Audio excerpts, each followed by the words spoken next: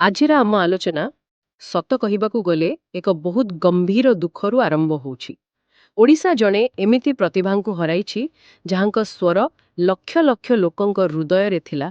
କଣ୍ଠଶିଳ୍ପୀ ହ୍ୟୁମାନ ସାଗର, ତାଙ୍କର ଏ ଅକାଳ ବିୟୋଗ ସଙ୍ଗୀତ ଜଗତରେ ଗୋଟେ ବଡ଼ ଶୂନ୍ୟସ୍ଥାନ ତିଆରି କରିଛି।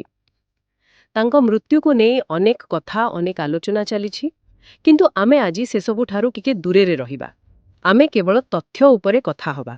ଆମ ପାଖରେ ତାଙ୍କ ଚିକିତ୍ସା କରୁଥିବା ଡାକ୍ତରଙ୍କର ଏକ ବୟାନ ଅଛି, ଯାହା ଆର୍ଗସ୍ ଡିଜିଟାଲ ମାଧ୍ୟମରେ ସାମ୍ନାକୁ ଆସିଛି। ଆଉ ସେଠିରେ ଯାହା ଲେଖା ଅଛି ସେଟା ବୁଝିବାକୁ ଚେଷ୍ଟା କରିବା। କେମିତି ପ୍ରାୟ 15 ଦିନ ଧରି ଚାଲିଥିବା ଗୋଟେ ସଂକ୍ରମଣ ଚୁପଚାପ ଶରୀର ଭିତରେ ଏତେ ଭୟଙ୍କର ରୂପ ନେଲା। ଡାକ୍ତର ତାଙ୍କ ରିପୋର୍ଟରେ ଲେଖିଛନ୍ତି ମଲ୍ଟି ଅର୍ଗାନ ଫେଲିୟର। ଏଇଟା ତ ଶେଷ କଥା, କିନ୍ତୁ ଏହା ଅର୍ଥ କ'ଣ? ଯେତେବେଳେ କୁହାଯାଏ ଶରୀରର ଏକାଧିକ ଅଙ୍ଗ କାମ କରିବା ବନ୍ଦ କରିଦେଲା, ସେତେବେଳେ ଭିତରେ ପ୍ରକୃତରେ କ'ଣ ହୁଏ? ହଁ, ଏଇଟା ବହୁତ ଗୁରୁତ୍ୱପୂର୍ଣ୍ଣ ପ୍ରଶ୍ନ। ଦେଖନ୍ତୁ, ଆମ ଶରୀରଟା କେମିତି କହିବି, ଗୋଟେ ଟିମ୍ ଭଳି। ସବୁ ଅଙ୍ଗ ପରସ୍ପର ସହ ମିଶି କାମ କରନ୍ତି। ଯେତେବେଳେ ଗୋଟିଏ ବି ଗୁରୁତ୍ୱପୂର୍ଣ୍ଣ ଅଙ୍ଗ, ଧରିନିଅନ୍ତୁ କିଡନୀ, ଫେଲ୍ ହୁଏ, ତାର ପ୍ରଭାବ ସିଧା ଅନ୍ୟ ଅଙ୍ଗ ଉପରେ ପଡ଼େ। ଶରୀରରୁ ବିଷାକ୍ତ ଜିନିଷ ବାହାରି ପାରିନି, ରକ୍ତଚାପ ଗଡ଼ବଡ଼ ହୁଏ, ଆଉ ଏଇ ଚାପ ଯୋଗୁଁ ଲିଭର କାମ କରିବା କମ୍ କରିଦିଏ। ତାପରେ ହୃତ୍ପିଣ୍ଡ, ତାପରେ ଫୁସଫୁସ୍। ଏହା ଠିକ୍ ଗୋଟେ ତାସ୍ ଘର ଭୁଷୁଡ଼ିଲା ଭଳି। ଗୋଟିଏ ଖସିଲେ ବାକି ସବୁ ଗୋଟିଏ ପରେ ଗୋଟିଏ ଖସିବାକୁ ଲାଗନ୍ତି। ଏହି ଶୃଙ୍ଖଳ ପ୍ରତିକ୍ରିୟାକୁ ହିଁ ମଲ୍ଟି ଅର୍ଗାନ ଫେଲିୟର କୁହାଯାଏ। ଓହୋ, ବୁଝିଲି।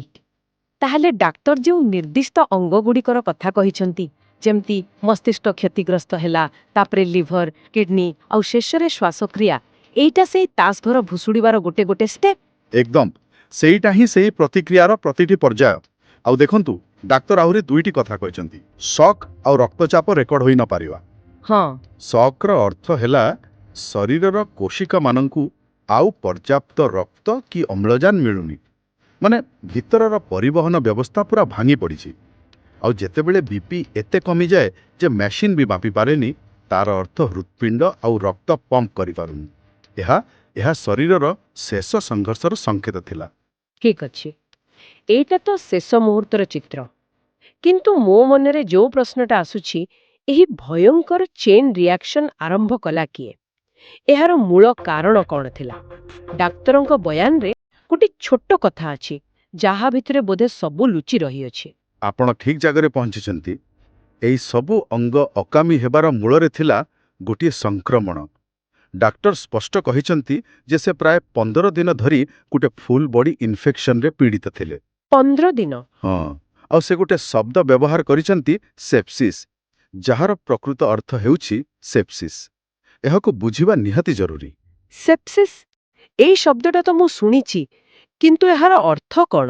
ଦେଖନ୍ତୁ, ସାଧାରଣତଃ ଆମ ଶରୀରରେ ସଂକ୍ରମଣ ହେଲେ ଆମ ଇମ୍ୟୁନ୍ ସିଷ୍ଟମ ବା ରୋଗ ପ୍ରତିରୋଧକ ଶକ୍ତି ସୈନିକ ଭଳି କାମ କରେ। ସେ ଜୀବାଣୁଙ୍କ ସହ ଲଢ଼େଇ କରେ।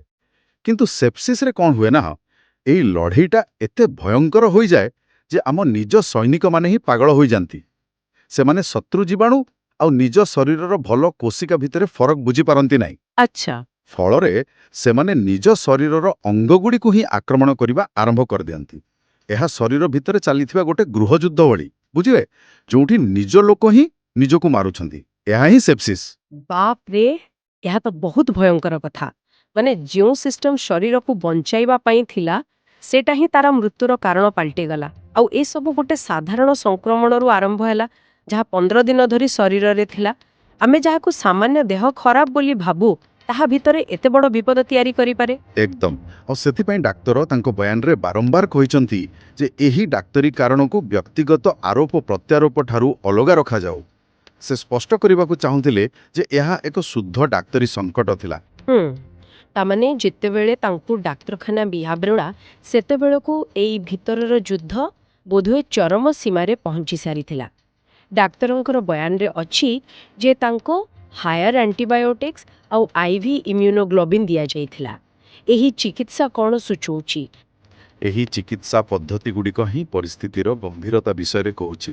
ଦେଖନ୍ତୁ, ହାୟର ଆଣ୍ଟିବାୟୋଟିକ୍ସ ହେଉଛି ଡାକ୍ତରଙ୍କର ଶେଷ ଅସ୍ତ୍ର। ଯେତେବେଳେ ସାଧାରଣ ଆଣ୍ଟିବାୟୋଟିକ୍ କାମ କରେନି, ସେତେବେଳେ ଏହାକୁ ଦିଆଯାଏ। ଆଚ୍ଛା। ଆଉ ଆଇଭି ଇମ୍ୟୁନୋଗ୍ଲୋବିନ୍, ଏହା ଆହୁରି ଆଡଭାନ୍ସଡ। ଏହା ସେଇ ପାଗଳ ହୋଇଯାଇଥିବା ଇମ୍ୟୁନ୍ ସିଷ୍ଟମକୁ ଶାନ୍ତ କରିବା ପାଇଁ ଦିଆଯାଏ। କହିବାକୁ ଗଲେ ସେଇ ଗୃହଯୁଦ୍ଧକୁ ରୋକିବା ପାଇଁ ଏକ ଶାନ୍ତି ପ୍ରସ୍ତାବ ଭଳି। ଏ ଦୁଇଟା ଚିକିତ୍ସାରୁ ସ୍ପଷ୍ଟ ଯେ ଡାକ୍ତରୀ ଦଳ ଗୋଟେ ଅସାଧାରଣ ପରିସ୍ଥିତିର ମୁକାବିଲା କରୁଥିଲେ। କିନ୍ତୁ ଏସବୁ ଭିତରେ ଗୋଟେ ଆଶାର କିରଣ ବି ଥିଲା। ଡାକ୍ତର କହିଛନ୍ତି ଯେ ପ୍ରଥମ 72 ଘଣ୍ଟାରେ ସ୍ୱାସ୍ଥ୍ୟରେ ସାମାନ୍ୟ ଉନ୍ନତି ଦେଖାଯାଇଥିଲା। ହଁ, ସେଇ 72 ଘଣ୍ଟା ବୋଧହୁଏ ସମସ୍ତଙ୍କ ପାଇଁ ଗୋଟେ ଆଶ୍ୱସ୍ତିର ସମୟ ଥିଲା। ତାର ଅର୍ଥ ହେଉଛି ଶରୀର ଚିକିତ୍ସା ପ୍ରତି କିଛିଟା ରେସ୍ପଣ୍ଡ କରୁଥିଲା। ହୁଏତ ସେଇ ଶକ୍ତିଶାଳୀ ଔଷଧ ସଂକ୍ରମଣକୁ କିଛି ମାତ୍ରାରେ କମ୍ କରିପାରିଥିଲା, କିନ୍ତୁ ଦୁର୍ଭାଗ୍ୟର କଥା, ସେପ୍ସିସ୍ ଯୋଗୁଁ ଅଙ୍ଗଗୁଡ଼ିକର ଯୋଉ କ୍ଷତି ହୋଇସାରିଥିଲା ସେଇଟା ବୋଧେ ଆଉ ଫେରିବାର ସ୍ଥିତିରେ ନଥିଲା। ସେଥିପାଇଁ ସାମାନ୍ୟ ଉନ୍ନତି ପରେ ପରିସ୍ଥିତି ପୁଣି ବିଗିଡ଼ିଗଲା। ଭିତରର କ୍ଷତି ଏତେ ଅଧିକ ଥିଲା ଯେ ଶରୀର ଆଉ ସମ୍ଭାଳି ପାରିଲାନି। ଏହା ଶୁଣିବାକୁ ବହୁତ ଦୁଃଖଦ। ମାନେ ଡାକ୍ତରଙ୍କର ସବୁ ଚେଷ୍ଟା, ସବୁ ବିଭାଗର ବିଶେଷଜ୍ଞ ଲାଗିଥିଲେ, ତଥାପି ହଁ, ଏଇଟା ହିଁ କଠୋର ସତ୍ୟ। କେତେକ କ୍ଷେତ୍ରରେ ଆଧୁନିକ ଚିକିତ୍ସା ବିଜ୍ଞାନର ବି ଗୋଟେ ସୀମା ଥାଏ। ଯେତେବେଳେ ଶରୀରର ନିଜ ସିଷ୍ଟମ ହିଁ ତା ବିରୁଦ୍ଧରେ ଚାଲିଯାଏ, ବାହାରୁ ତାକୁ ଠିକ୍ କରିବା ବହୁତ କଷ୍ଟ ହୋଇପଡ଼େ। ଏହା ସେଇଭଳି ଏକ ଦୁଃଖଦ ଘଟଣା। ତେବେ ଏହି ସବୁ ଆଲୋଚନାରୁ ଗୋଟେ କଥା ସ୍ପଷ୍ଟ, ଏହା କୌଣସି ହଠାତ୍ ଘଟିଯାଇଥିବା ଘଟଣା ନଥିଲା। ଏହା ଏକ ଚୁପଚାପ ବଢ଼ୁଥିବା ଆଭ୍ୟନ୍ତରୀଣ ଯୁଦ୍ଧର କାହାଣୀ ଥିଲା, ଯାହା ଗୋଟେ ସଂକ୍ରମଣରୁ ଆରମ୍ଭ ହୋଇ ଶେଷରେ ପୁରା ସିଷ୍ଟମକୁ ଭାଙ୍ଗିଦେଲା। ନିଃସନ୍ଦେହରେ ଏବେ କେବଳ ସ୍ମୃତି ବାକି ଅଛି। ସେ ଜଣେ ଅସାଧାରଣ ପ୍ରତିଭା ଥିଲେ।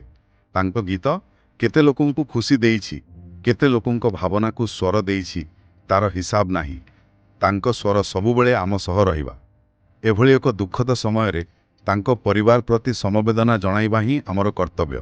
ଆମେ ଆଜି ଡାକ୍ତରୀ କାରଣଗୁଡ଼ିକୁ ତ ବୁଝିଲେ, କିନ୍ତୁ ଏହି ଘଟଣା ଆମ ସମସ୍ତଙ୍କ ପାଇଁ ଗୋଟେ ଗଭୀର ଚିନ୍ତାର ବିଷୟ ଛାଡ଼ି ଯାଉଛି। ଏହା ଆମକୁ ଭାବିବାକୁ ବାଧ୍ୟ କରୁଛି ଯେ ଆମେ ନିଜ ଶରୀରର ଛୋଟ ଛୋଟ ସଂକେତକୁ କେତେ ଗୁରୁତ୍ୱ ଦେଉଛୁ।